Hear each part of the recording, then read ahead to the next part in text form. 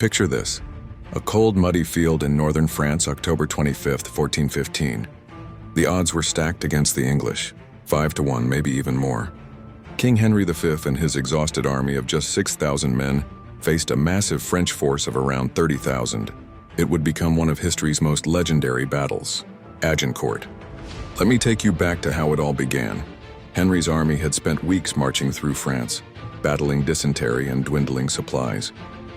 They were heading to Calais, hoping to return to England, when the French army blocked their path. There was no turning back now. The night before the battle, rain poured endlessly, turning the freshly plowed field into a muddy nightmare. But what seemed like terrible luck would actually become the English army's secret weapon. Dawn broke on St. Crispin's Day. The French knights, resplendent in their heavy armor, were confident of victory. How could they not be? They outnumbered the English several times over. What they didn't count on was Henry's brilliant tactical mind and the deadly efficiency of the English longbow. As the French charged forward, their horses and men began to sink in the mud. Their heavy armor, usually a protection, became a death trap. Meanwhile, the English archers, positioned on higher ground, unleashed a devastating rain of arrows. Imagine the scene: thousands of arrows darkening the sky, French knights struggling in the mud, chaos everywhere.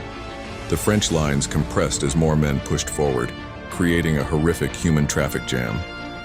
Those who made it through the arrow storm were too exhausted to fight effectively.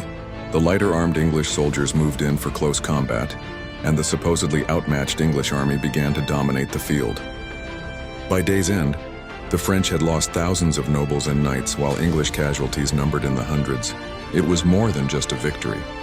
It was a revolution in warfare that showed how superior tactics and terrain could overcome overwhelming odds. This battle became immortalized in Shakespeare's Henry V with the famous St. Crispin's Day speech. But the real story is even more remarkable.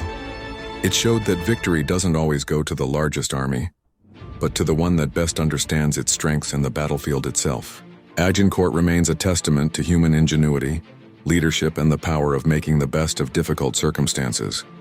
It's a reminder that sometimes what appears to be our greatest disadvantage can become our strongest advantage, if we're clever enough to see it.